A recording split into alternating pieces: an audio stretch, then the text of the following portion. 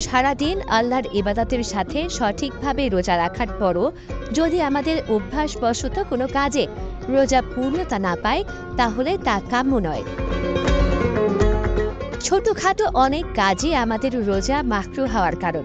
চলুন জেনে নিই কি কি কারণে রোজা মাকরু হতে পারে। কোনো কারণ ছাড়াই কিছু চিবোতে থাকলে রোজা মাকরু হবে। এছাড়া কোনো কিছু শুধু মুখে পুরে রাখলেন, খেলেন না, তাতেও রোজা মাকরু হবে। গড়গড়া করা বা নাকের ভেতর পানি টেনে নেয়ায় রোজা মাকরু হয়। আর এসব করার সময় পেটে পানি চলে গেলে রোজা ভেঙে যায়। রাসূলুল্লাহ সাল্লাল্লাহু আলাইহি ওয়াসাল্লাম বলেছেন, তুমি ভালোভাবে উজু করো এবং নাকের গভীরে পানি পৌঁছাও, যদি না তুমি রোজা থাকো।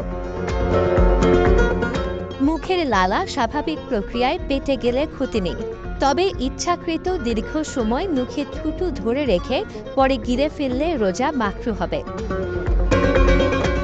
রোজা অবস্থায় টুথপেস্ট বা এমন ঝাঁঝযুক্ত মাজন দিয়ে দাঁত পরিষ্কার করা মাকরু, যদিও এ নিয়ে দ্বিমত রয়েছে, তবে মিসওয়াক করা জায়েজ।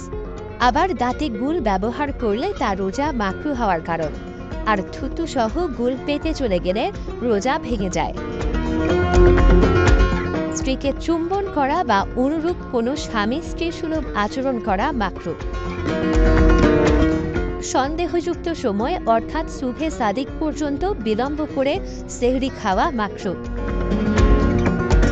রোজা অবস্থায় মুখে পানি দিয়ে বারবার কুলি করা, মাথায় পানি ঢালা এবং ভেজা কাপড় শরীরে জড়িয়ে রাখা মাকরু।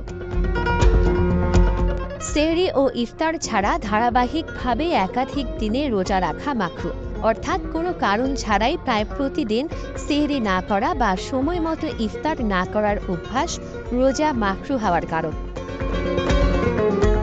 রমজানের সারা দিন শরীর নাপাক রাখলেও রোজা মাকরু হবে। রোজা শুরুর আগেই পাক পবিত্র হওয়া উচিত। রোজা রেখে কারো গীবত করলে বা পরনিন্দা করলে রোজা মাকরু হয়। এছাড়াও মিথ্যা কথা বলা, অশ্লীল কাজ করা, অশ্লীল কথা বলা, গালি দেয়া, ঝগড়া বিবাদ করার কারণে রোজা মাকরু হবে।